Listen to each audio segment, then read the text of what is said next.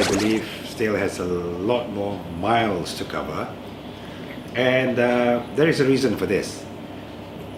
While most are targeting for original screenplays, original stories, I believe that there is one facet of our industry that has not been tapped properly yet, and that is basing our films on books that have been written.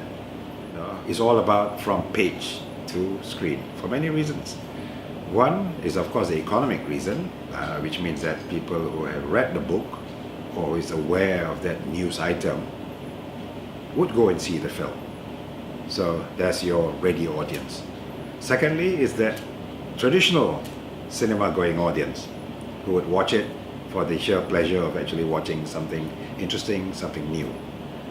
So if we bring it back into context, script writing at this moment in time is still a bit behind the targets that we are hoping, simply because this idea about more people with the capacity to adapt books, novels, news item to films are still not there yet. But we are creating that pool, and we are doing this through our creative industry lifelong learning programs, JIL, and we are doing this through certain workshops that we are holding right now. Yes, it's not something that happens, that can happen overnight, but at least we have raised the consciousness of how even the word script writing can mean many things. And this is why script writing is key, and the success in the first quarter have also given evidence that scripting, good scripting, will result in a good product. Important, because currently right now I still believe we are very much a domestic-centric industry. Everybody wants to make films basically only to fulfill what is basically a domestic demand. And I don't blame them, because that's the comfort zone. You've got wajib tayang that will make sure that your films can be screened. Now, I would love to see the very same film that got through wajib tayang to now see whether it will be wajib tayang or shown in our neighboring countries.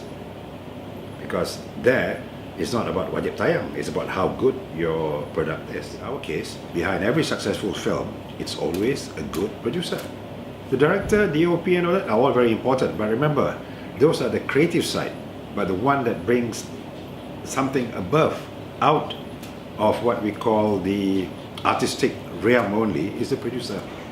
And I believe the few training strategies that we have right now are all based about trying to mine the best potential producers that we have in the country. The brave ones. The one who sees the world as their market, the one who sees multimedia as their platform for exhibition, and not just the cinemas and so on. Because that's where part of our problem is. The majority of our producers are still in the realm of the film world, where you even shoot movies based on film, and where the only place you can show the films are on TV or on the cinema screens. The creative industry is really about engagement when it comes to the creative juices themselves, because everybody have ideas and everybody have their own ways of interpreting how a story should be told and so on. But at the same time, while we're talking about that, the creatives, we also talk about the non-creatives, but the ones who are also commercially sort of focused, because this is where the producers come back again. The producers who are willing to search for funds. The government is not giving the funds for every film, although there are some producers, no matter what they say, what the government gives them is actually the only money that they have to make the film. Whereas what we're trying to see here is to create a new sort of trust area. You want to make a film for 20 million ringgit? Be my guest. But the government is only giving you maybe a quarter, and the rest is up to you. And if you need help, you could possibly come to FINAS, but I would rather you would have your own network to try and understand how some big films move.